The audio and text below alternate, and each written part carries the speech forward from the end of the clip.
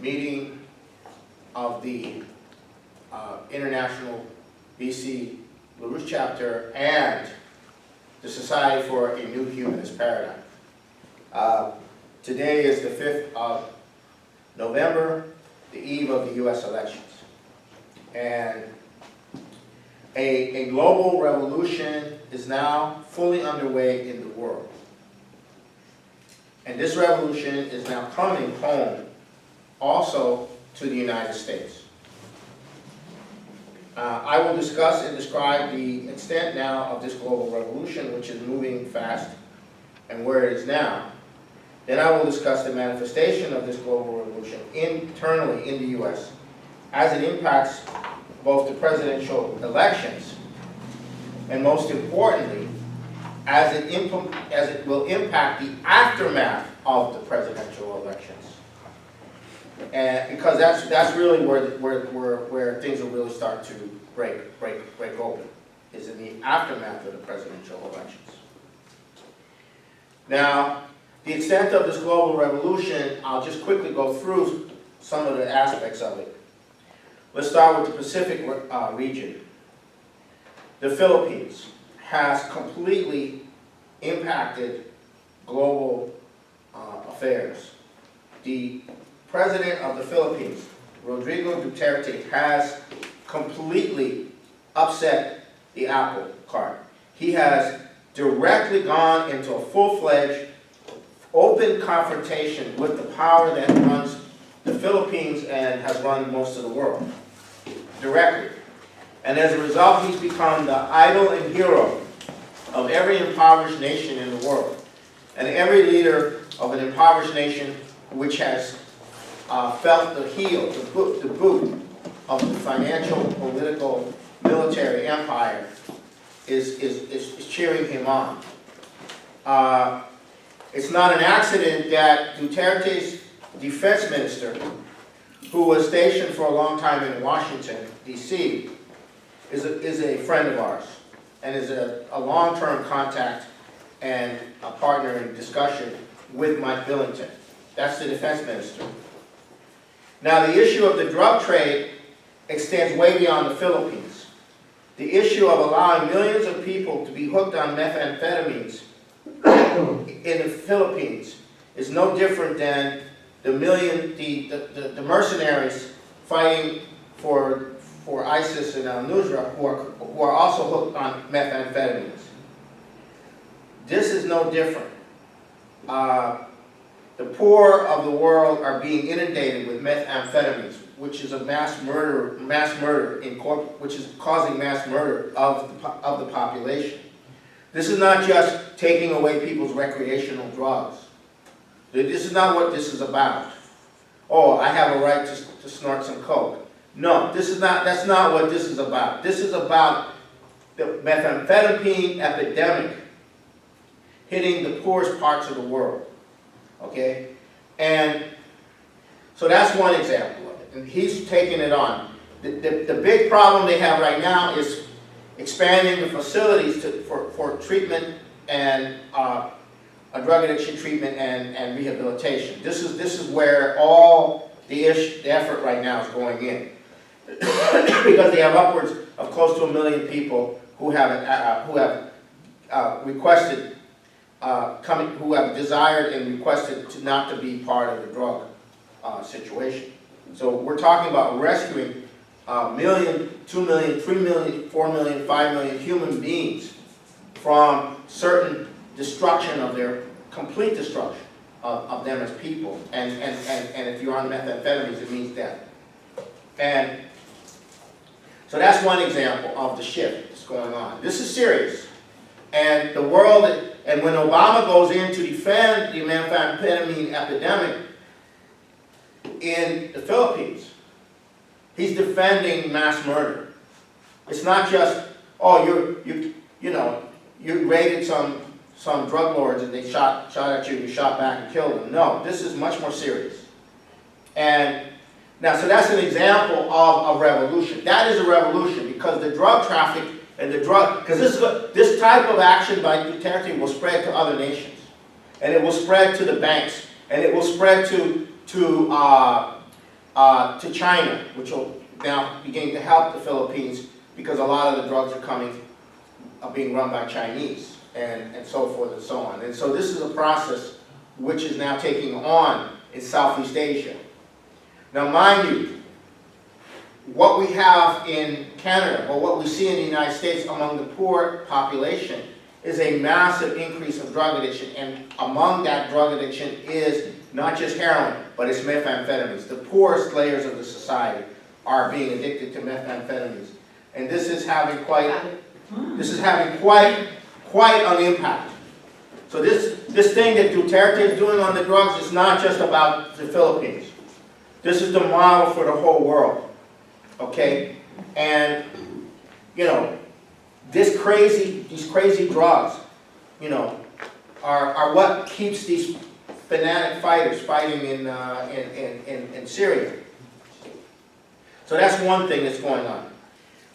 Now, the second thing, this is huge.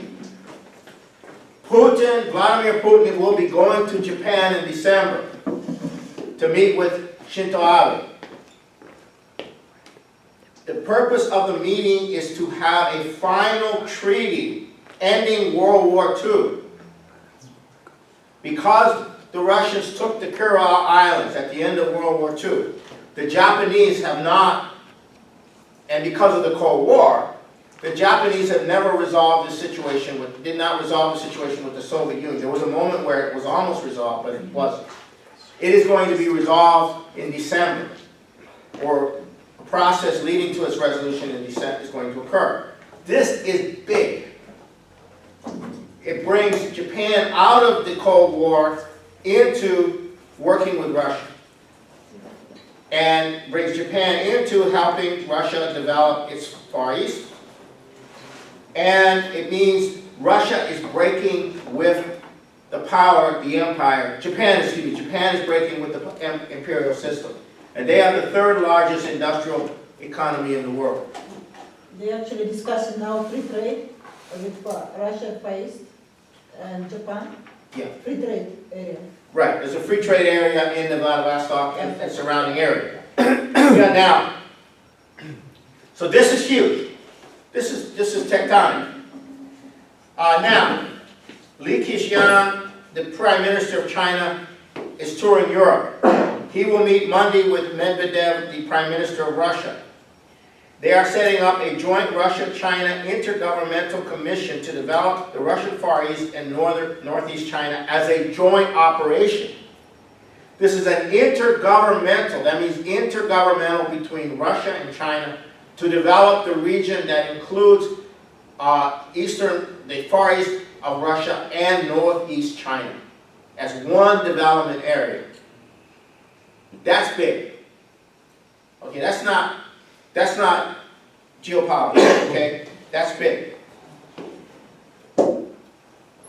Russia is currently reindustrializing because of import substitution. In other words, they're starting to massively build internal industries to make up for the boycotts. The Chinese are a vice premier of China will be meeting in Europe at the 16+1 meeting of 16 European countries with China.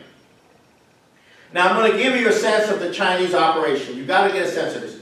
This is completely anti-geopolitical, but it's LaRouchian in the deepest sense of what LaRouche used to push forward in the 70s and early 80s in the Middle East. China has signed an economic memorandum of understanding with Latvia for developing Latvia. Okay. Now, Latvia is not a place that has the warmest sympathies for Russia, and neither the warmest sympathies for the Russian population that exists in Latvia. So, and the same thing with Poland. China is moving big economically into Poland. Why? Because everybody's suffering. Europe is suffering. Eastern Europe is being screwed by Western Europe. They're suffering by the financial. They're the New Mexico of Europe, right? And they're being exploited, right? So the Chinese are coming in with the only real economic development perspective, right? right? Now, we know how the Poles feel about the Russians. We don't have to talk about that. But their economies are hurting. So China comes in to help. No strings attached. You hate Russia? Okay, that's fine, we'll help. And what is Russia doing? They're not criticizing what China's doing. They're working with China. So in this, Russia's demonstrating they're not against the development of Poland. Hey, you guys can develop. As such, so this has a moderating effect. But it has something else. It has another aspect to it, which is very important. How does the British Empire work? We screw you, right? And then we set your populations against each other to see who gets to survive and who doesn't. So in a situation where you have an ethnic minority like the Russians or some other ethnic minority, you can shift the thing into, okay, let's screw the Russians so that we are screwed less. And this happens all the time, where you have a population competing for scarce economic benefits. You can set one against the other. You can say, well, they're the problem. They shouldn't get the deal. They shouldn't get, etc. You have that kind of thing going on. But to the degree that there's economic development going on, it actually goes against that kind of operation of dividing people and setting people against each other. Because what happens? Well, you blame the Jews, right? Or you blame the Russians. Or you blame the Catholics. Or you blame Islam. Or you blame whatever. That kind of thing can be broken through economic development. So that's why this is big. The revolution is coming into those countries, and they may for a while say, hey, U.S., yeah, we'll work with you, but at a certain point, the U.S. has nothing to offer.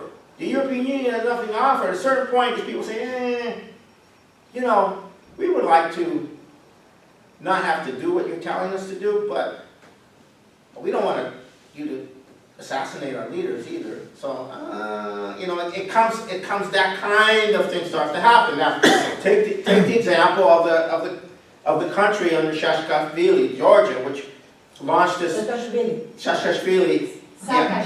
Saakashvili, who launched this attack, he was prompted to launch this attack which led to the Russians coming in. Well, guess what? The Chinese are going in there in a big way. Huge. And the Georgians are saying, well, the U.S., all they did was build fast food things. We don't really like McDonald's, but the Chinese are bringing in infrastructure. The Chinese want to make Georgia a major point of entry into the West. So there was an election, and Saakashvili's party lost the election. So now you have the Chinese going into Georgia. So this is big. This is part of the global revolution. And now Italy's having issues with the sanctions, and that prevented the sanctions from being increased. The pressure to increase the sanctions was coming very great from Obama and the British. The Germans were going along, the French were going along, but Italy broke it. So that's very important. Now let's go to the Middle East. People are wondering, why are the Russians not maintaining not flying bombing missions and what have you? And why are they opening up corridors for the ISIS fighters and the Daesh fighters to leave, and then other corridors for humanitarian? Because there are a number of reasons, but one of the reasons is that a lot of these fighters are not from the region. They're not from the region. Yeah. And a lot of them probably figured that they're mercenaries, right? This is a chance for them to get out, right? The Russians are giving them an opportunity to get out, right? Instead of just going in to kill them all, and in which case they'll fight to the bitter end. You're creating an environment where they can leave. And the U.S. is trying to prevent that environment from being created, right? Now, there is they suspect that there's some U.S. missionaries. of course, as well as- and the Russians are saying, look, you can get them out without, you can get them out without us making it public. In fact, they close in the buses, they close the window. Yeah. The So you can get out without, we'll let the Americans get out. Okay, hey, you guys, Americans, you can leave. You don't have to stay. They even And cover we won't- the windows in the bus. We won't publicize it. See who's inside. Yeah, Wow. But they're still not going. okay. They're not Now, so now we also have the first Egyptian military people coming for training with the Russians in Syria. So Egypt is moving towards Syria and Russia.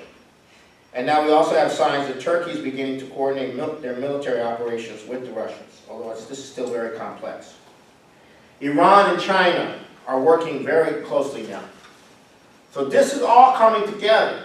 This is all coming together.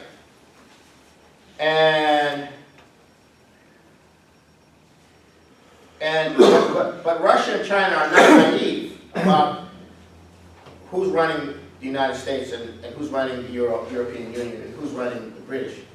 So they're sending in their only carriers, super carriers, into the Mediterranean because they're not naive. You know, they want to make it sure that that the military option is off the table without serious okay. And now you have the same process going on in Africa and Latin America. In Africa, the Chinese are growing. There's a lot happening in Africa in terms of development projects. In Latin America, you have the same thing, but it's also very, very contentious because in Brazil and Argentina, you have essentially the reactionary forces have taken power and are destroying the population on behalf of the empire, and there's going to be a revolt against that within a year or so or less. So you're going to see a huge revolt in Argentina and Brazil. And the power of the United States and the financial system and the British are totally behind with elements in those countries who've never really given up the Spanish mentality of feudal Spanish mentality from of imposing these things. Now, the New Silk Road is 12 or more times the size of the Marshall Plan that built Europe. This is the revolution. So now, just to give you a sense of how advanced the situation is.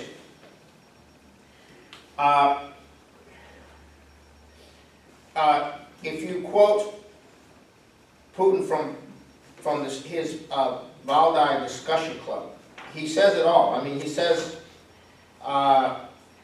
this is how we arrange the work of the Eurasian Economic Union and conduct negotiations with our partners, particularly on coordination with the Silk Road Economic Belt Project, which China is implementing.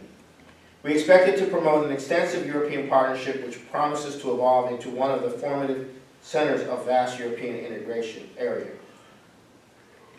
An important task of ours is to develop human potential. Only a world with ample opportunities for all, with highly skilled workers, access to knowledge, and a great variety of ways to realize this potential can be considered truly free. This concept of freedom, that's the concept of freedom, not lesbian rights and gay rights and drug taking rights and all of that. That's a different concept of freedom.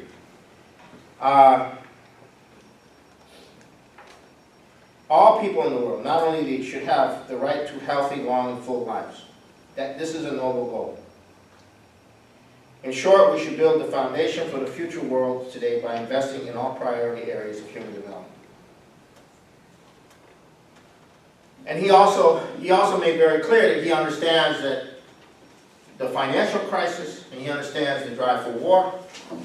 So he made it very clear at all that. It was and he talked about the U.S. elections, and he talked about the realities. He talked about reality. So this is the context for what has now emerged in the United States, which is a concrete manifestation of this revolution.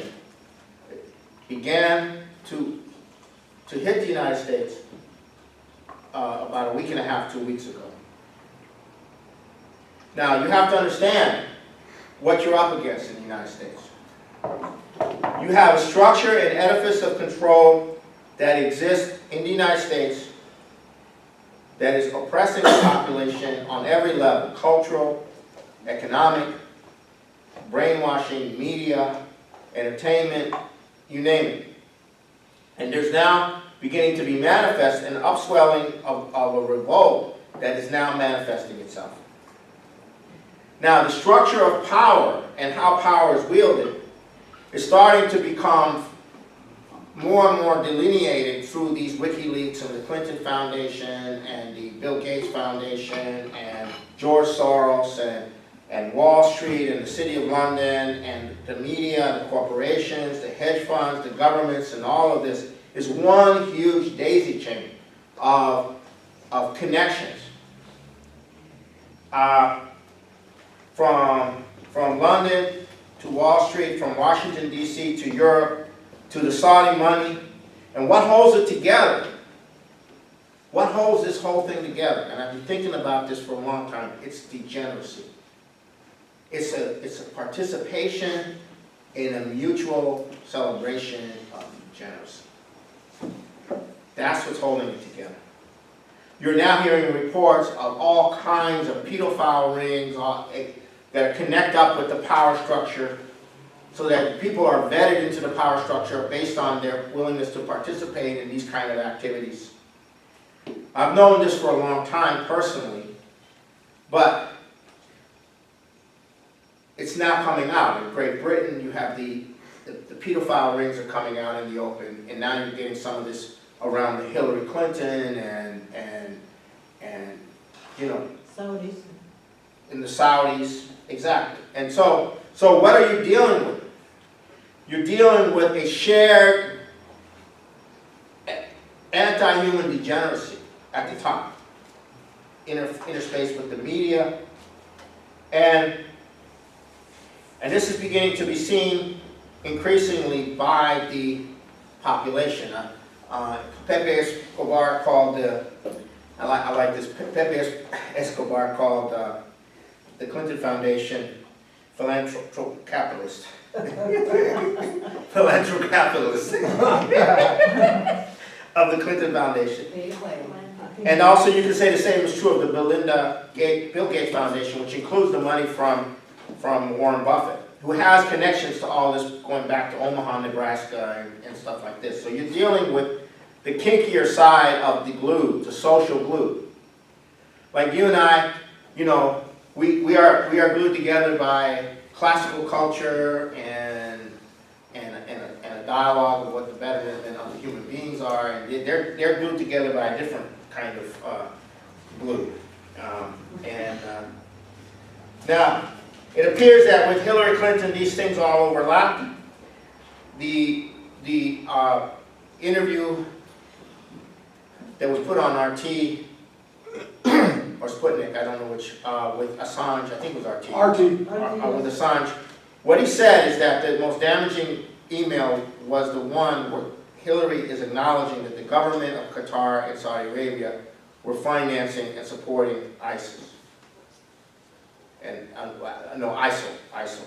And at the same time, of course. At the same time, they were being donors to the Clinton Foundation. So now you have the Saudis funding the Clintons and terrorism, and this comes out.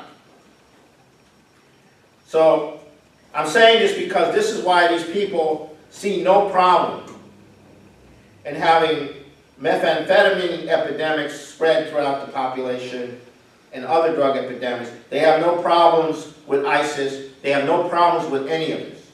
They have lost their humanity through their degradation. That is the point.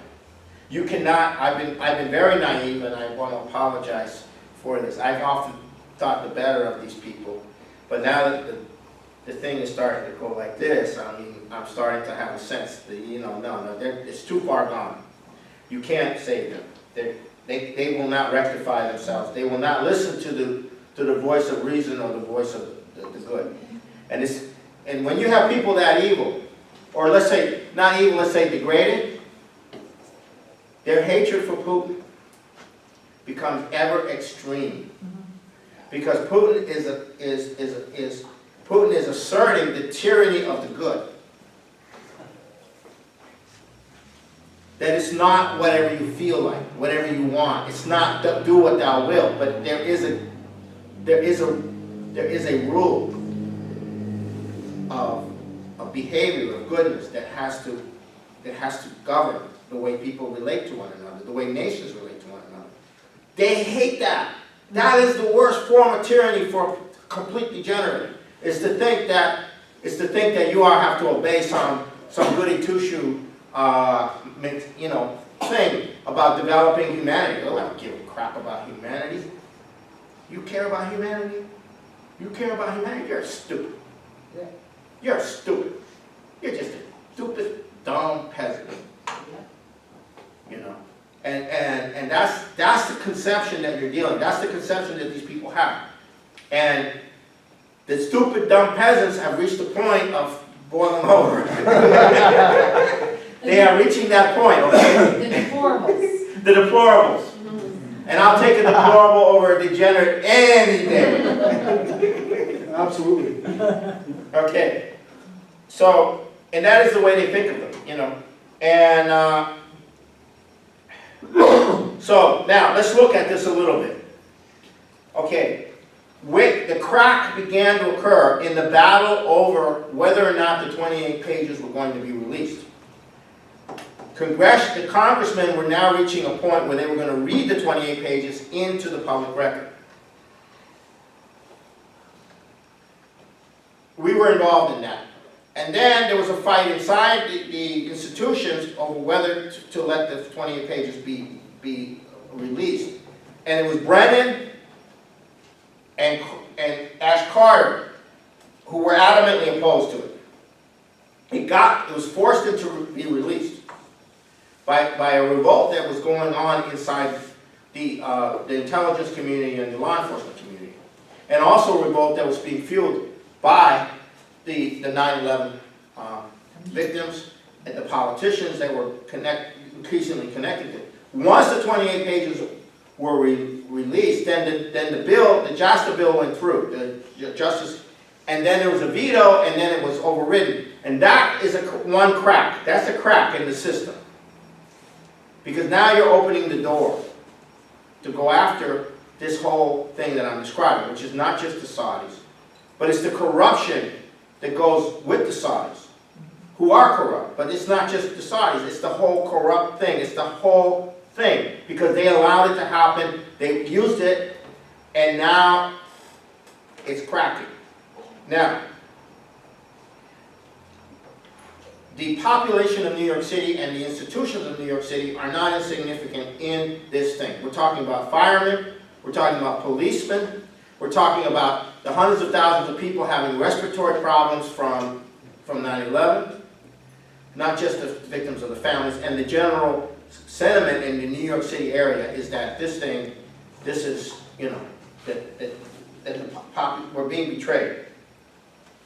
So this sets the stage. Now,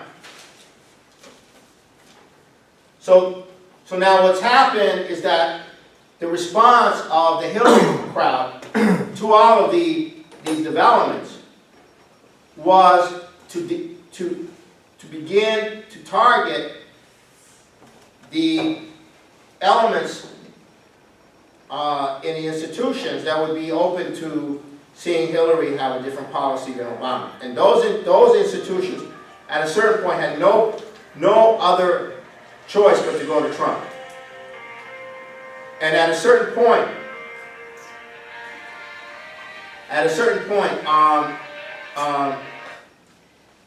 Trump, a little less than 2 weeks ago, in Charlotte, North Carolina,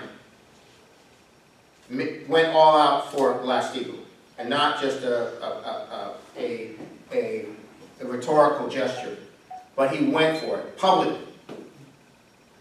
He also called for a revival of the space program, and he also said that Hillary would lead us to nuclear war. He put the nuclear war option on the table. Okay, three things. Now later they did a poll, of Democrats in the swing states, in the election, and they found that 70% on average were in favor of Glass-Steagall, were in favor of bank separation, and so forth and so on. So this thing is big, because those are the issues that we have made, the LaRouche movement have been pushing from the very beginning. War, the space program, Glass-Steagall, the directionality of the nation, the economy, an end to the power of the financial. Now let me tell you something. When Martin O'Malley, at the beginning of the debates, said he was categorically going to take down the banks, take down and put them in prison, he became enemy number one. He was iced out. Anderson Cooper played a key role in that, in the debate. But now, near the end of the election, Trump is saying the same thing. Okay? Glass-Steagall is also Bernie Sanders' policy. So Yes, it's also Bernie Sanders' policy, but Bernie Sanders at that debate was... No, I understand, it's just, I find it ironic. Yeah. Trump No, is coming up it's- with Bernie, you know. It's not the first time Trump's brought up. Yeah? That's not the first time Trump has brought up. No, but it's the first time he actually made it real, Yeah. you know. And so this is huge. This means the policies that we have been pushing as the foot in the door for a revolution in the economic, and a revolution, because Glass-Steagall is a revolution politically, because it wipes out this whole crowd.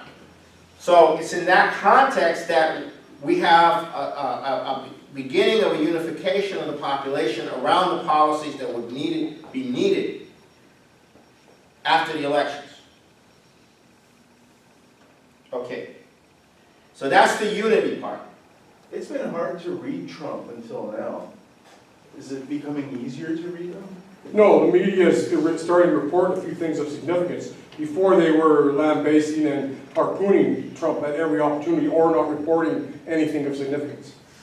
But also, I think he's actually developing Yeah, Yes. as he's. as he goes. He's He becoming was clearer. just populist initially. Yes, He was speaking to disenfranchised people in US who had no voice. yeah.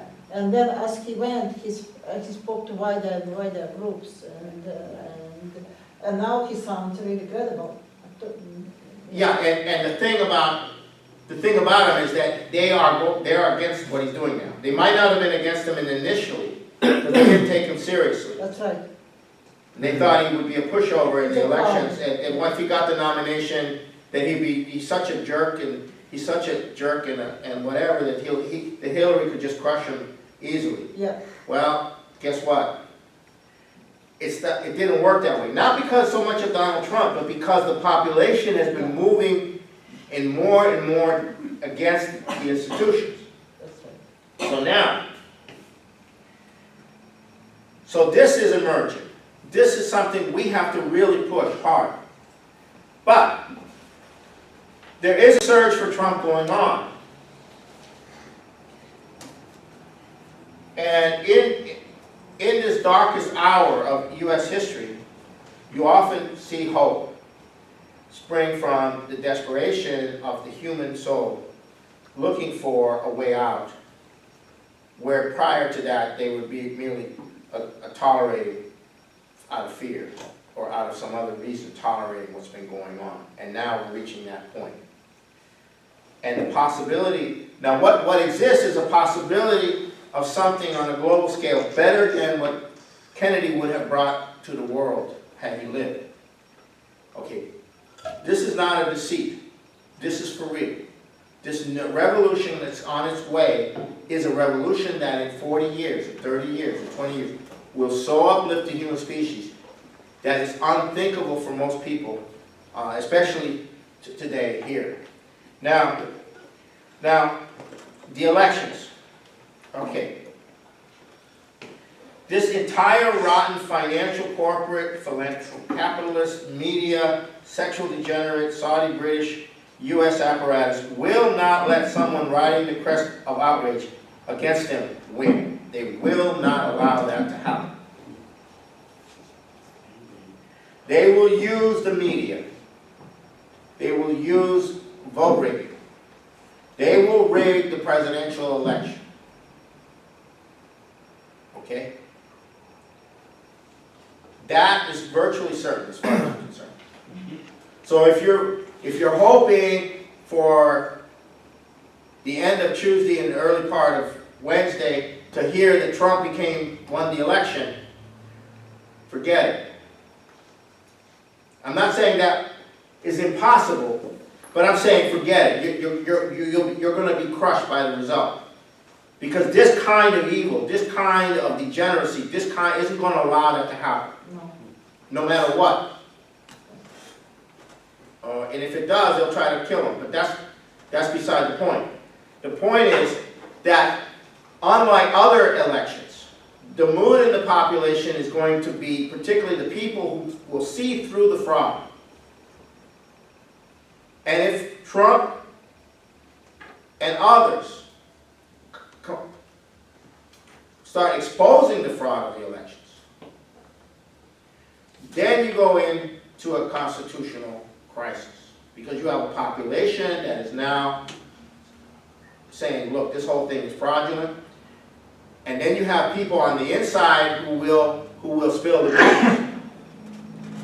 It's not the same kind of situation where you can keep the lid on everything. You cannot keep the lid on it. They can steal the election, but they cannot keep the lid on the pressure building in the population.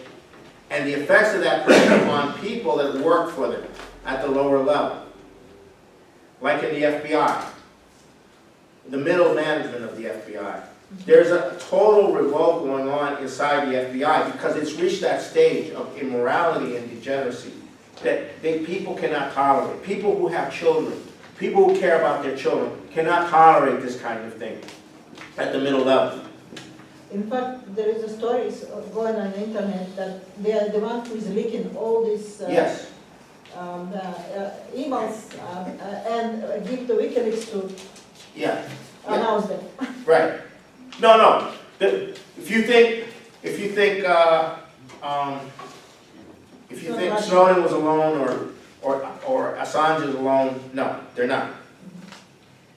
So this time the rigging of the election will not go quietly.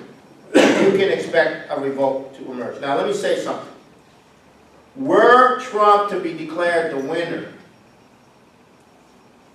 because of what he represents, because of what he's already said in the election, not even because of what he represents, that will trigger a complete revolt in Europe against these policies, and it will hasten the end of the empire. Okay, it will hasten the end of the empire, just because the people of the United States have spoken, and it's 1 million times bigger than the Brexit, and that will set in motion a domino effect because of what Russia and China are doing. This is very important to understand the international significance of this. Now, so that is why I expect a rigged election, and I expect that rigged election to be challenged. I also expect that they will not be able to keep the lid on the criminal connections of Hillary, her email server, Clinton Foundation operation, her aide, the Saudis, and whatever other sexual what do they call it? Sexual pay to play or whatever. Yeah, I don't think they're going to be able to keep the lid on that. So now you go into a potential crisis around indicting Hillary Clinton. Can the power structure keep the lid on it? Or is there such a schism in the system that they will take Hillary out? And then I'm wondering, this upheaval, will it be swift or will it be months or? no, okay, it will happen after the election, before the inauguration.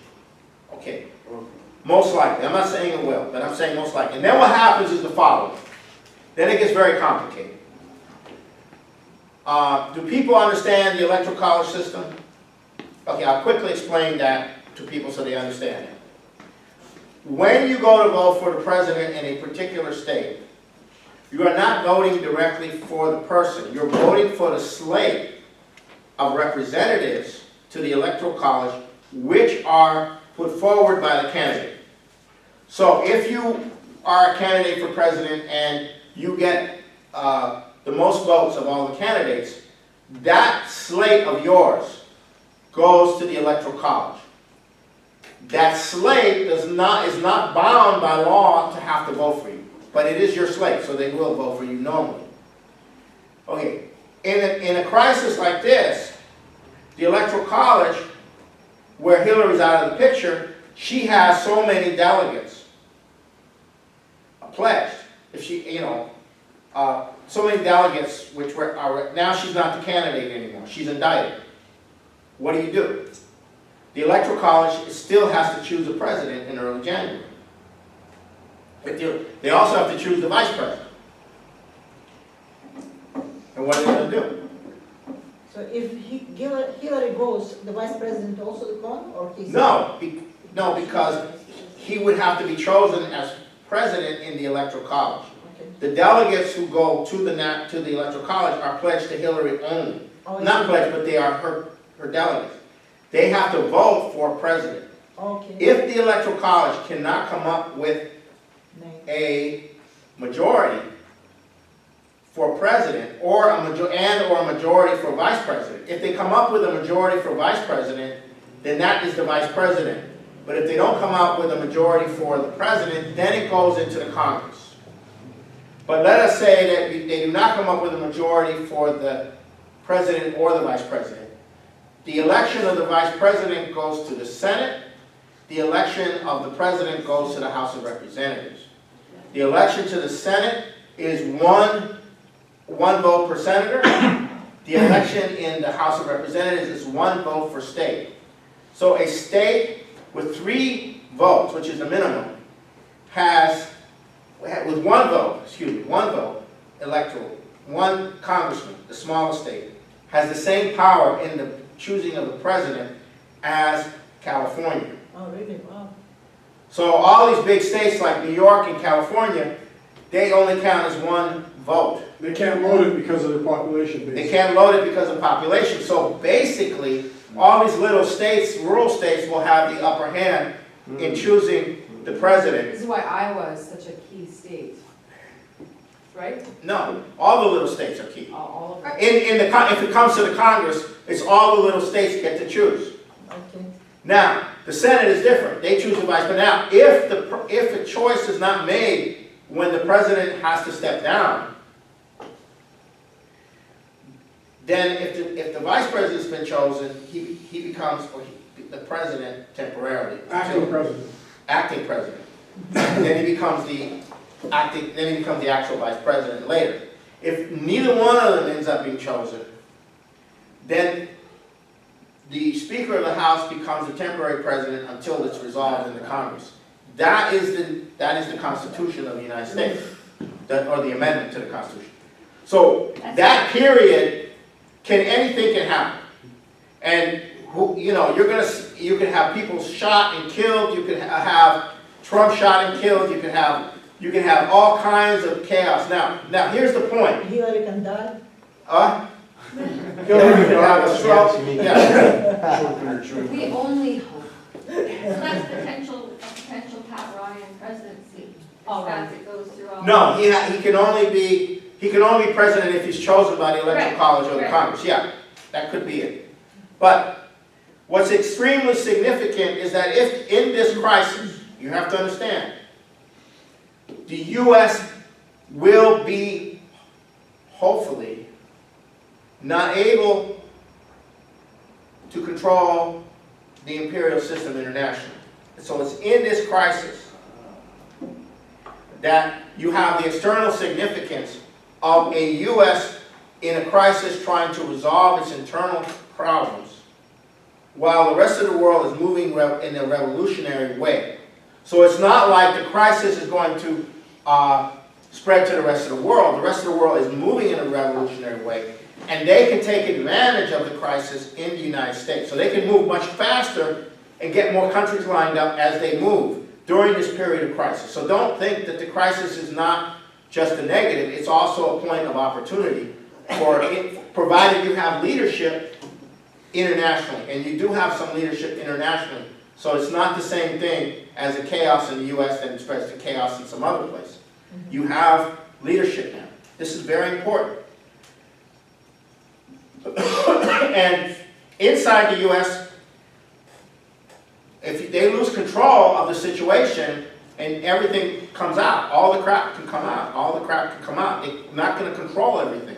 So you could have the beans spilled on everything, from the Kennedy assassination to 9/11 to all the pedophile rings, to all of the criminality in the population, and the population is going to go ape. And the system is going to be totally discredited.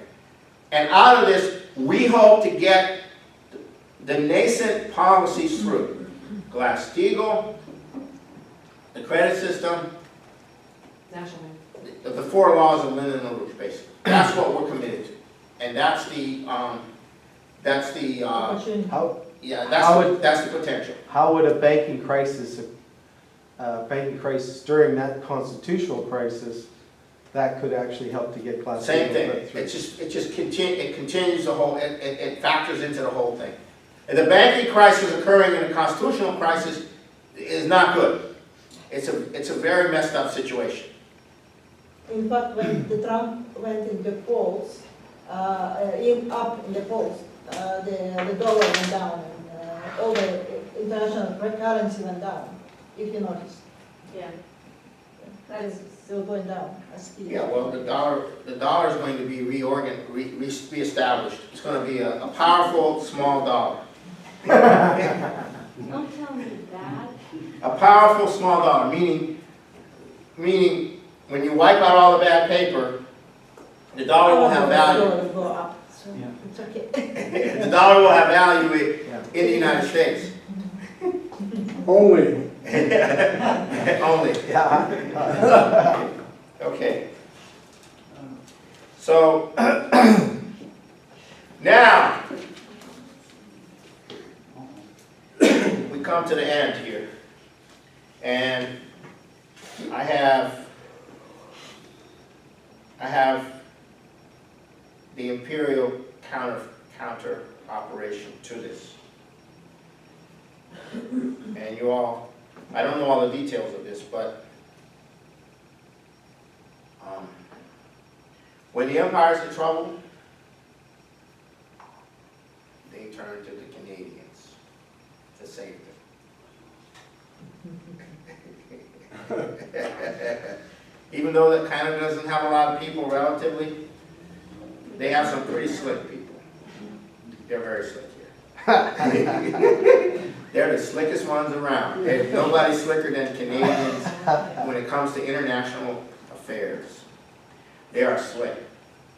And they are slicking their way into Europe with the Canada Free Trade Agreement, which is the back door for the US corporation. TPP, for yeah, everything. for everything. TPP. The The TPP failed, the so TATP. CETA is going ahead. Yeah.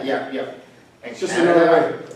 Canada knows, Canada's so sweet and lovely and And, neutral. our prime minister is so cute. And rich. That's right, it's so fuzzy and huggable. Little pretty boy. Rich and rich. Send him to Europe. They are now, Canada is being deployed in a very big way. They are. And, you know, as the kinder, gentler arm of Machine gun hands, yeah. But they got caught spying. Huh? They got caught spying. What do you mean? On who? In Ottawa journalists? No. Oh, yeah, that's right. Oh, Quebec Quebec. journalists, yeah. Yeah. Well, they've been spying, but nobody knew that. Well, Jesus. yeah. Actually, you know, That's a. Paul Martin actually instituted Mm. a spying protocol. I remember reading a National Post article back in 2005. Yeah. He had already done that Yeah, years ago. yeah. Canadians have been spied on That's for right. years, and Yeah, none of us know. But this is a big one though, apparently, these journalists are not happy. Well, it is, and there's something to understand though about the Canadian system.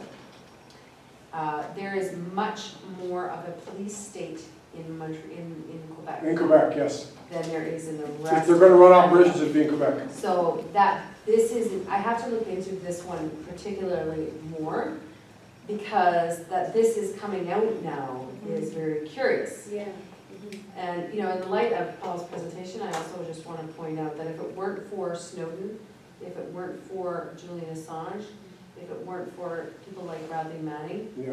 if it weren't for whistleblowers who had a conscience and risked their lives to get us this information, none of this would be happening. I hope Trump is going to be president and he will pardon Assange and Snowden.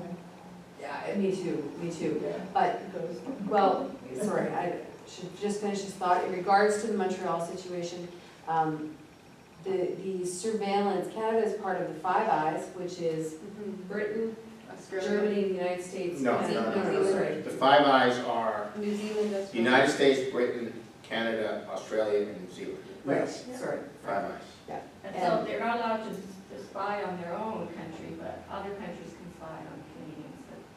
That was the whole premise behind Five Eyes originally, wasn't it? Yeah, I That's think what so. it- Yeah, I think that's so. what it was though. It doesn't matter what they say. No, it was not used in that way, yeah, no.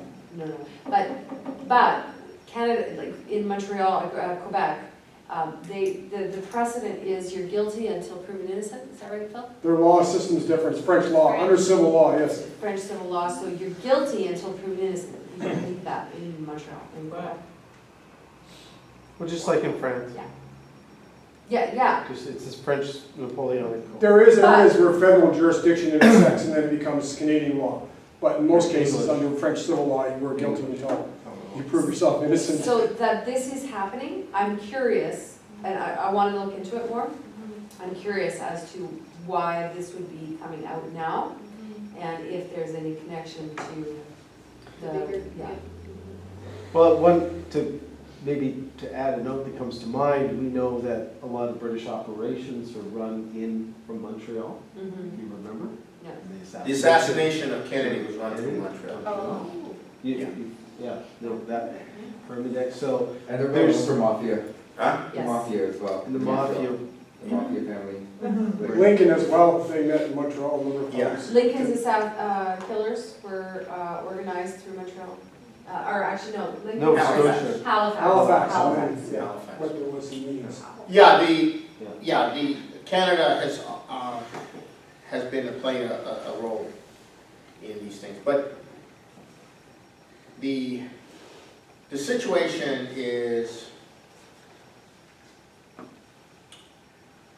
revolutionary, and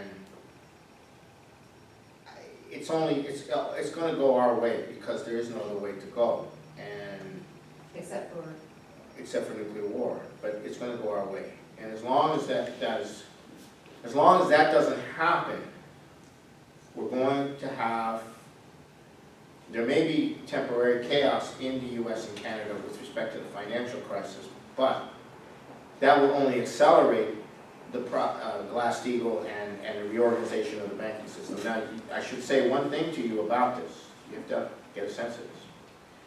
The fascist movements of Europe were funded primarily by the Bank of England through Montague Norman. The Wall Street financiers, the major bankers in the United States, were totally plugged in to the British apparatus. When FDR was coming in, after he was elected, there was a huge financial crisis of the type we're talking about. There were runs on the banks, and the banks could not meet the demands of the depositors. What FDR did was to declare a bank holiday and put all these banks through bankruptcy, okay, and ended their power. And that, you have to understand, by ending their power, he ended the threat of fascism in the United States, because there were fascist movements in the United States at the time. So the threat of a fascist dictatorship in the US, taking advantage of the rage of the population, is now diminishing very rapidly as the financial system goes under, and provided that you adopt these measures. So these measures are on the table now, and we have to make sure that we don't allow the rage of the population to be manipulated in such a way as to cause total collapse of society. We have to make sure that there is a coherent policy and that informs that reach. So the post-election period is going to be very important. I expect the elections to be challenged by Trump after the election, and I expect that process of the challenge and everything that goes with it will continue to drive the U.S. electoral process. I could be all wrong on this, but I expect it to drive the revolutionary process that's going on in the United States. I do not see these people giving up in a legitimate election. I don't see a legitimate election being allowed. When you have that much on the line. But I think if Trump by some miracle will win, Hillary is going to get after him as well. Hillary's going to win? Hillary is going to challenge it as well. Yes. Either way, I said that to you, Paul. Either way. Yeah, Hillary will challenge it, but that's a different situation. Yeah. That's a different situation. Because her challenging that Mhm. is quite something considering her situation, Right. right? But she It'll be a will- lot harder for her to challenge a Trump victory than it would be for Trump to challenge a Hillary victory. But again, it depends how many Republicans will Yeah. get into power. If she's going to have, even if she wins, and there will be Republican majority, they will get Well, you her. know, this brings up an interesting point because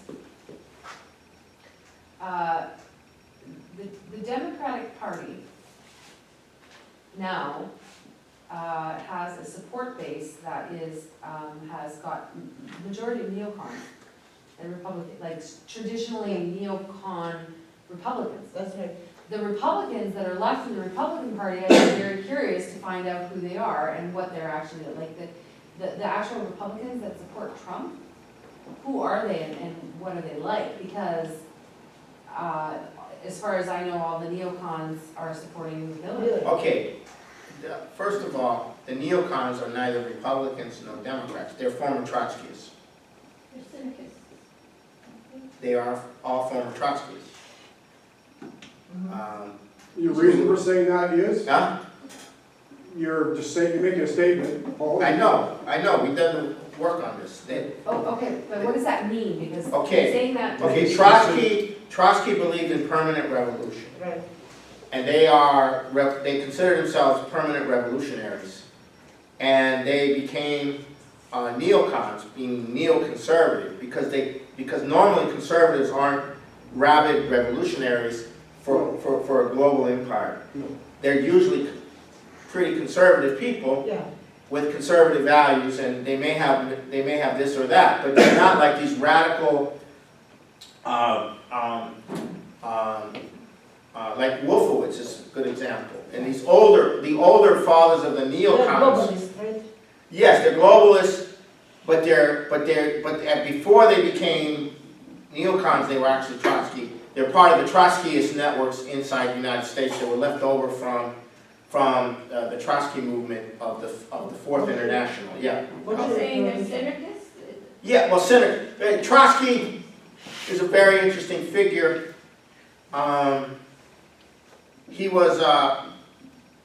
He's a very complicated figure, but he was an agent of Alexander Harvus, who actually paid for Lenin to come back into to Russia. And the British were supporting all of the communists, the socialists, everybody, the Bolsheviks, everybody, because they wanted to destroy Russia. That's right. But then they realized that Lenin was a special personality. He was not your typical socialist or communist. Lenin understood that in a collapse of the society, which the British were promoting, and the collapse was caused by Germany, by the war, not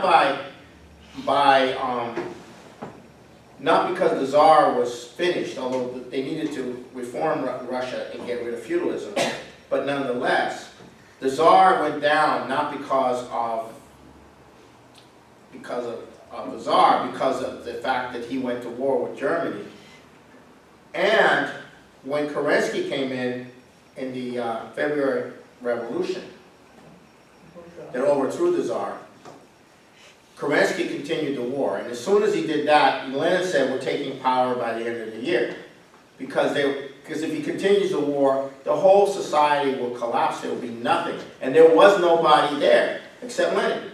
And then Lenin was the only one who understood that you could take power because everything would collapse, everything collapsed. And when they took power, Trotsky was part of Lenin's operation, but Trotsky had other issues other than Lenin did.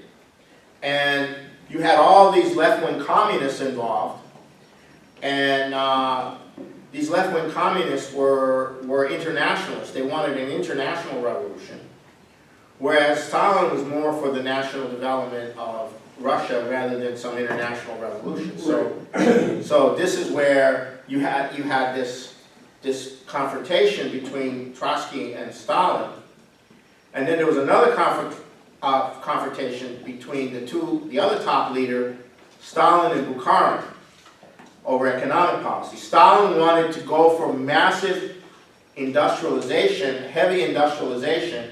Bukharin wanted more to have a light industry.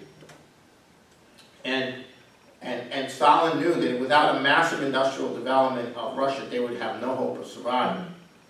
And he took very stern measures to do that, including the Gulag system and other systems. It was not nice, okay, but he brute forced industrialized Russia in isolation. And with the sanctions. Huh? With the sanctions. And the sanctions. With sanctions and isolation, he brute force industrialized Russia. And he made a deal with Hitler to buy time and also get capital goods from Germany in exchange to help Hitler build up his war machine. So it was one of those types of situations. So tie it back to your comment on... Okay, so the Trotskyists are for the Fourth International, and among the Trotskyists there were leaders. There was an element that metastasized into this idea of a global imperial revolution. They became what's called neocons. They adopted a conservative coloration, but they weren't conservative in any way. They were radical revolutionaries of the worst kind, and so forth. And they emerged out of the office of Scoop Jackson, the former senator here in Washington State, and they started to organize, and a lot of them included Eastern European fascists who came in to these, who were left over from the World War II, and they joined them. So you had a collaboration between all of these, and they developed this neocon thing. Ukrainians. Yeah. So the neocons then took over, increasingly took over the policy of the United States after the fall of the Soviet Union. However, they're not the same as conservative Republicans. No. There's not the same. And then the liberal fascists have now become unified with the neocons, and the Greens have become unified with the neocons and the liberal fascists. It's the Greens who are actually playing a role now in supporting all of this stuff. Not beyond the environment, but as you well know. And so you have all of these elements coming together as one, which is good for us, because we can get them all at once. Yes. We can nail them all at once. Go ahead. I just want to tie that into the Canadian situation that Paul's talking about. So you have the Green movement in Canada, and what they've done is co-opted the Native movement. The same Native movement that had the genocide operation run on them by the imperial movement, the area. That's big. Okay, that's not geopolitics, okay? That's big. Russia is currently reindustrializing because of import substitution. In other words, they're starting to massively build internal industries to make up for the boycotts. The Chinese are, a vice premier of China will be meeting in Europe at the 16+1 meeting of 16 European countries with China. Now, I'm going to give you a sense of the Chinese operation. You've got to get a sense of this. This is completely anti-geopolitical, but it's LaRouchian in the deepest sense of what LaRouche used to push forward in the 70s and early 80s in the Middle East. China has signed an economic memorandum of understanding with Latvia for developing Latvia. Okay. Now, Latvia is not a place that has the warmest sympathies for Russia, and neither the warmest sympathies for the Russian population that exists in Latvia. So, and the same thing with Poland. China is moving big economically into Poland. Why? Because everybody's suffering. Europe is suffering. Eastern Europe is being screwed by Western Europe. They're suffering by the financial. They're the New Mexico of Europe, right? And they're being exploited, right? So the Chinese are coming in with the only real economic development perspective, right? Now we know how the Poles feel about the Russians. We don't have to talk about that. But their economies are hurting. So China comes in to help. No strings attached. You hate Russia? Okay, that's fine. We'll help. Meeting of the International BC LaRouche chapter and the Society for a New Humanist Paradigm. Today is the 5th of November, the eve of the U.S. elections. And a global revolution is now fully underway in the world. And this revolution is now coming home also to the United States. I will discuss and describe the extent now of this global revolution, which is moving fast, and where it is now. Then I will discuss the manifestation of this global revolution internally in the U.S. as it impacts both the presidential elections, and most importantly, as it will impact the aftermath of the presidential elections. And because that's really where things will really start to break open, is in the aftermath of the presidential elections. Now, the extent of this global revolution, I'll just quickly go through some of the aspects of it. Let's start with the Pacific region. The Philippines has completely impacted global affairs. The president of the Philippines, Rodrigo Duterte, has completely upset the apple cart. He has directly gone into a full-fledged, open confrontation with the power that runs the Philippines and has run most of the world, directly. And as a result, he's become the idol and hero of every impoverished nation in the world, and every leader of an impoverished nation which has felt the heel, the boot of the financial, political, military empire is cheering him on. It's not an accident that Duterte's defense minister, who was stationed for a long time in Washington, D.C., is a friend of ours and is a long-term contact and a partner in discussion with Mike Billington. That's the defense minister. Now, the issue of the drug trade extends way beyond the Philippines. The issue of allowing millions of people to be hooked on methamphetamines in the Philippines is no different than the mercenaries fighting for ISIS and al-Nusra who are also hooked on methamphetamines. This is no different. The poor of the world are being inundated with methamphetamines, which is a mass murder which is causing mass murder of the population. This is not just taking away people's recreational drugs. This is not what this is about. Oh, I have a right to snort some coke. No, that's not what this is about. This is about the methamphetamine epidemic hitting the poorest parts of the world. Okay? And so that's one example of it. And he's taking it on. The big problem they have right now is expanding the facilities for treatment and a drug addiction treatment and rehabilitation. This is where all the effort right now is going in. Because they have upwards of close to 1 million people who have requested, who have desired and requested not to be part of the drug situation. So we're talking about rescuing 1 million, 2 million, 3 million, 4 million, 5 million human beings from certain destruction of their, complete destruction of them as people. And if you're on methamphetamines, it means death.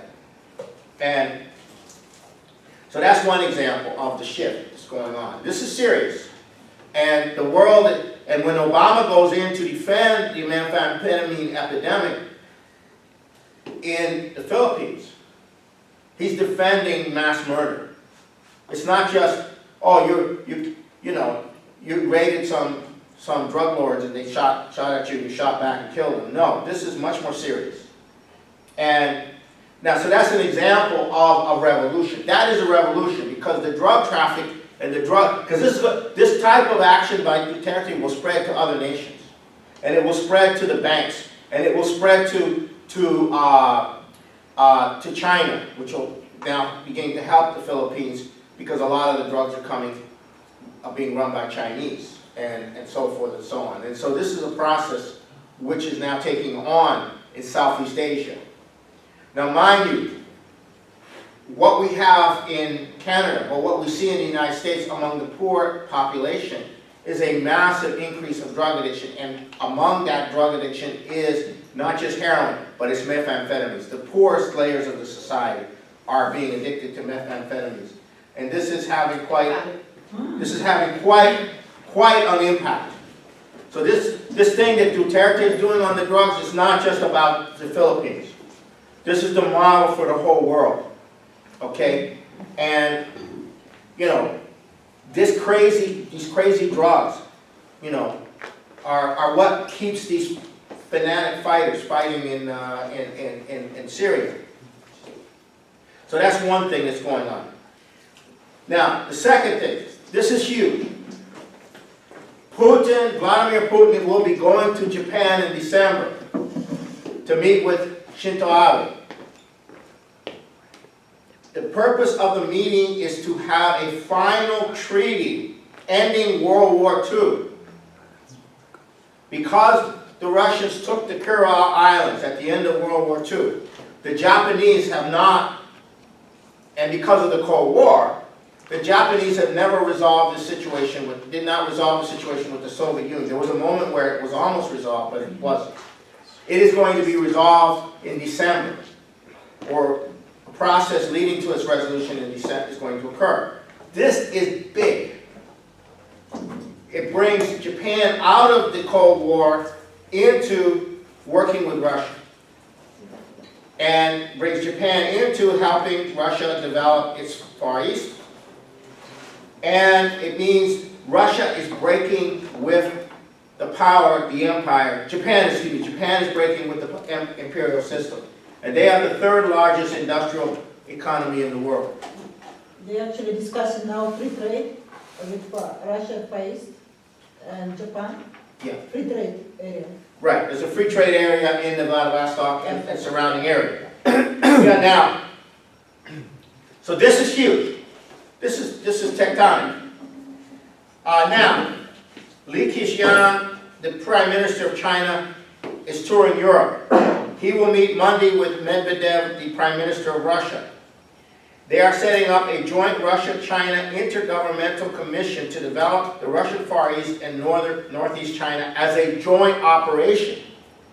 This is an intergovernmental, that means intergovernmental between Russia and China, to develop the region that includes the Far East of Russia and Northeast China as one development